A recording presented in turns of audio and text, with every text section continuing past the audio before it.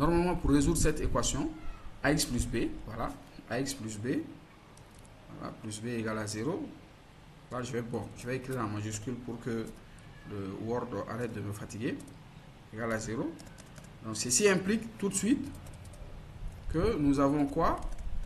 X qui va être égal à moins b divisé par a. Donc, si on doit calculer. Voilà.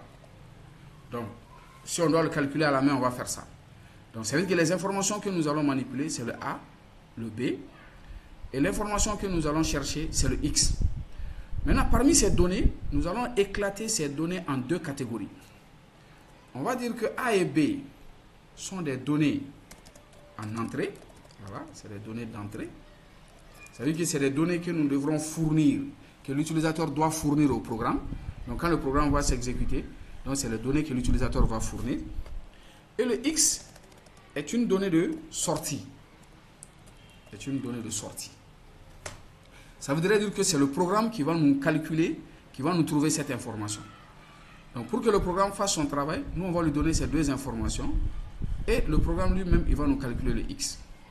Bon, il y a une troisième catégorie de données qu'on appelle des données intermédiaires. Mais dans notre cas, il n'y en a pas. Par exemple, données intermédiaires. Voilà. Intermédiaires. Voilà. Intermédiaire. Voilà. Une donnée intermédiaire, c'est tout simplement une donnée. Voilà. Qui va nous permettre d'obtenir le X, d'accord, mais en passant par cette variable intermédiaire. C'est-à-dire qu'on ne peut pas obtenir la donnée de sortie sans passer par cette information intermédiaire.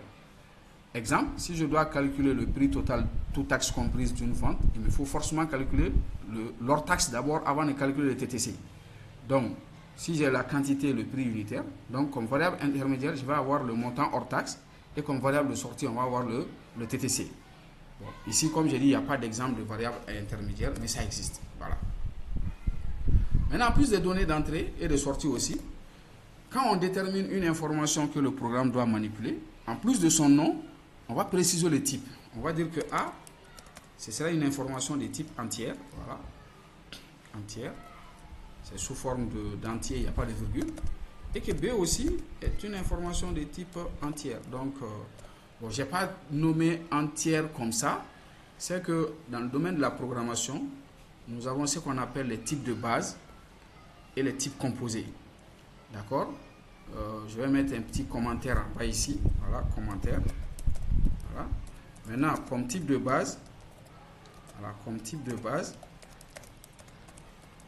donc nous avons plusieurs. Nous avons ce qu'on appelle les entiers. Nous avons les réels. Voilà. Nous avons les caractères. Nous avons les chaînes de caractères. Les chaînes de caractères. Et nous avons ce qu'on appelle les booléens. En fait, c'est les différents types d'informations basiques qu'un ordinateur est censé manipuler. Votre ordinateur, quand il va manipuler des informations, soit il va manipuler uniquement des entiers, uniquement des réels, des caractères, des chaînes, des booléens, ou il va manipuler des entiers mélangés avec des réels. Donc, en fait, l'information, quand même, si on essaie de le décortiquer à la base, on ne va pas sortir un peu de ces types. C'est ce qu'on appelle les types de base. Et maintenant, un type composé est tout simplement un type composé est tout simplement un type de données. Voilà. Un type de données. Voilà. Un type de données. Voilà. Basé sur un mélange, on va dire une association, pas un mélange, une association de type de base. Voilà, je vais descendre un peu. Une association de type de base. De type de base. Ça veut dire que c'est aussi une information dont le contenu est composé de plusieurs autres types de bases mélangées ou d'un seul type de base, mais à plusieurs niveaux. Bon, je vous dis ça seulement pour que vous ayez les bases de la programmation, sinon ça va beaucoup plus loin que ça. Mais pour un départ, ça suffit. Et on va revenir là-dessus. Donc, lors de mon analyse, voici mon problème. En le lisant, nous souhaitons automatiser la résolution d'une équation du premier degré. Donc, on veut résoudre l'équation du premier degré. Ça veut dire quoi? Trouver le x. Ça veut dire qu'on veut trouver la donnée de sortie, c'est déjà le x. Maintenant, pour avoir le x, il me faut A et B qui sont différents des 0 et sont fournis par l'utilisateur. Donc le A et B, c'est les données d'entrée. Donc comme information à manipuler, j'ai A et B comme données d'entrée et j'ai X comme données de sortie. Donc si je remonte à mon premier schéma, j'ai un besoin d'automatisation, j'analyse. Au cours de l'analyse, je fais ressortir les données, informations à manipuler. Donc là, je viens de faire sortir toutes les informations que le programme doit manipuler. Maintenant, on va avancer. Donc après les données, maintenant nous allons attaquer la partie traitement. Donc on va maintenant parler des traitements. Ça veut dire quoi? Les traitements, c'est l'ensemble des opérations que nous devons appliquer sur les données pour avoir le résultat. D'abord, en analysant notre problème, on va voir que notre premier traitement consiste à demander les nombres.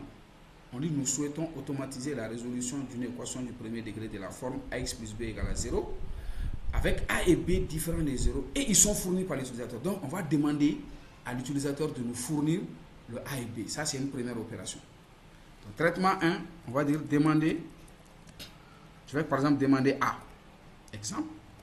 Ensuite, je vais demander b.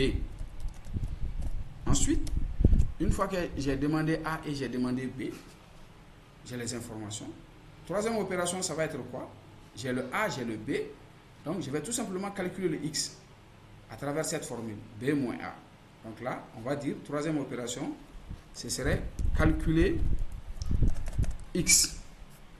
Une fois que j'ai calculé X, qu'est-ce qui va se passer? Le X, je l'ai calculé. C'est comme si je vous disais tout de suite 7 plus 5. Tout le monde a le résultat dans sa tête. Mais si personne ne parle, moi je ne sais pas si vous avez trouvé la bonne réponse ou pas. 7 plus 5, je sais que tout le monde connaît la réponse. C'est dans votre tête, ça fait 12.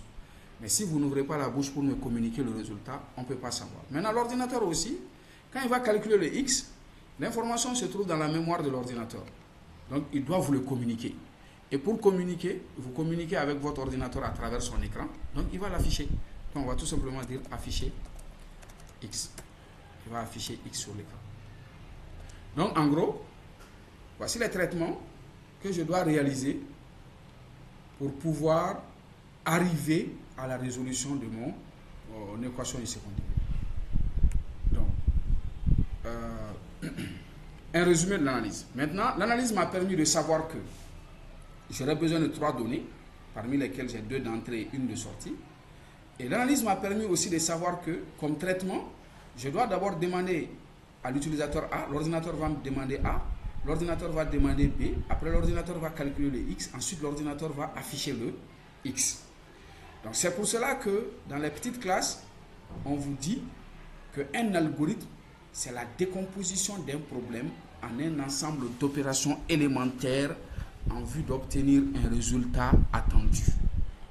D'accord? Ceux qui ont fait peut-être les programmations en L1, L2, je pense qu'on vous a dit ça, mais pour ceux qui n'ont pas fait de programmation, je vais l'écrire. Ce document, vous allez le retrouver parmi les documents du cours. Et vous allez le voir, c'est généralement écran séance 1, écran séance 2. Par exemple, celui-là, je vais l'appeler écran séance 1. Voilà, écran séance 1 L3. Voilà. Et là, vous allez le retrouver parmi les documents. Donc, à partir de là, comme je l'ai dit, à partir de là, nous allons dire que voilà, 2 points, un algorithme, voilà, un algorithme, c'est la décomposition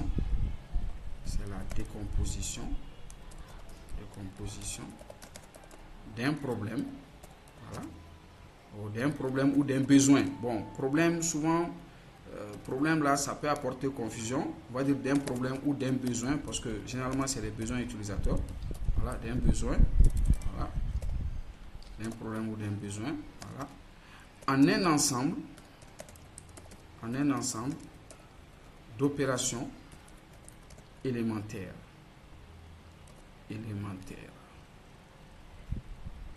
D'opérations élémentaires. Voilà, élémentaires. Voilà, d'opérations élémentaires. Et ici, on va ajouter quelque chose de très très important. Voilà. Les opérations élémentaires là ne sont pas générées au hasard. en un ensemble d'opérations élémentaires, on va dire traductibles, dans un langage de programmation. Parce que l'objectif des algorithmes, c'est de pouvoir écrire des programmes dans un langage de programmation. Parce que si vous décomposez, la décomposition doit arriver à un niveau où on a la possibilité d'écrire ça dans un langage. Hein? Exemple, je dis à un enfant, apporte-moi le livre qui se trouve dans la chambre. Je n'ai pas précisé là où se trouve le livre. Je n'ai pas précisé quel type de livre. Donc l'enfant, quand il va vouloir m'apporter le livre, il est un peu perdu. D'accord? Mais s'il ne comprend pas l'opération, si je lui dis, bon, va dans la chambre, ouvre mon placard, regarde troisième rangée, il y a des livres qui sont là, prends un livre qui a la couverture jaune. Donc, ça, c'est des informations que l'enfant comprend. Maintenant, quand il va aller dans la chambre, à travers s'il suit les actions comme vous les avez décrites, il pourra vous ramener les livres. L'ordinateur, c'est un peu ça. Considérez que la super machine que nous avons, qui fait des choses extraordinaires, malheureusement, n'a pas de cerveau comme pour nous. Nous, on réfléchit.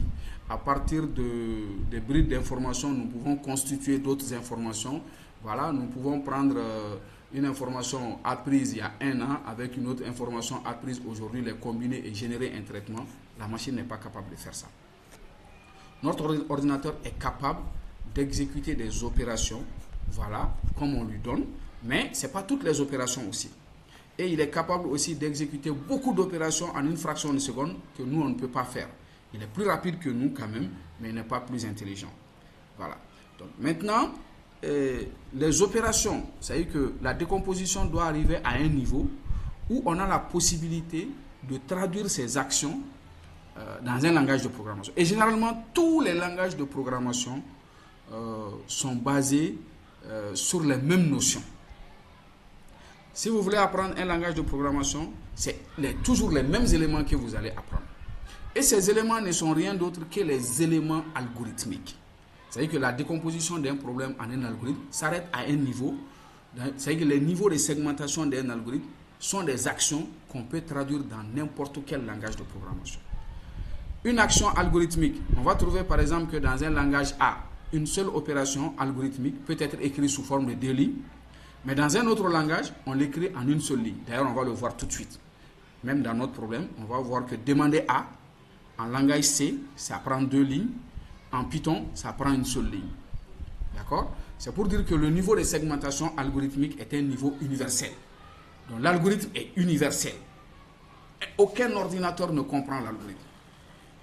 Voilà. Donc traduire dans un langage de programmation en vue d'obtenir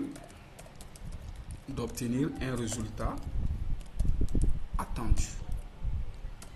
Pourquoi attendu? Parce que le résultat, ce n'est pas un travail de recherche, c'est un travail d'automatisation. On sait d'où on va et on sait d'où on vient. Donc, on dit à l'ordinateur tout simplement, exécute telle ou telle opération, ça te permet d'avoir le résultat. Donc, moi, le résultat que j'ai, je peux vérifier si c'est correct ou pas. Hein? C'est la rapidité de la machine qui m'intéresse. Comme ça, on va pouvoir traiter des milliards d'opérations et on va faire des gros traitements en un rien de temps. Donc, maintenant, j'ai tous les éléments pour pouvoir écrire un algorithme. J'ai analysé mon problème, j'ai les données, j'ai les traitements. D'accord? Voilà les données ici. Voilà. Lors de mon analyse, j'ai les données, ils sont là. Ensuite, j'ai les traitements. Voici les traitements ici. Donc, si on revient à notre schéma de base, voilà, notre schéma de base, voilà, on dit qu'une fois qu'on a analysé, qu'est-ce qu'il faut faire? On va appliquer ce qu'on appelle des règles d'écriture. Et ces règles d'écriture-là vont me permettre d'avoir un algorithme. Donc maintenant, nous allons appliquer ces règles-là. Donc, l'écriture d'un algorithme revient tout simplement à apprendre les règles d'écriture algorithmique. Et il n'y en a pas beaucoup. Hein. Ceci qui est très extraordinaire, c'est qu'il n'y a pas beaucoup, il n'y a pas 100. Maximum, je dirais, il y a une trentaine de règles. Maximum, peut-être ça ne va même pas dépasser ça, une trentaine de règles pour ne pas oublier quelque chose. D'accord? Une trentaine de règles d'écriture pour décomposer un besoin en algorithme. Donc, on va essayer d'appliquer quelques-unes de ces règles-là, ici. peut-être après, je vais vous mettre un support pour ceux qui veulent approfondir les connaissances en algorithmique pour pouvoir être très bon en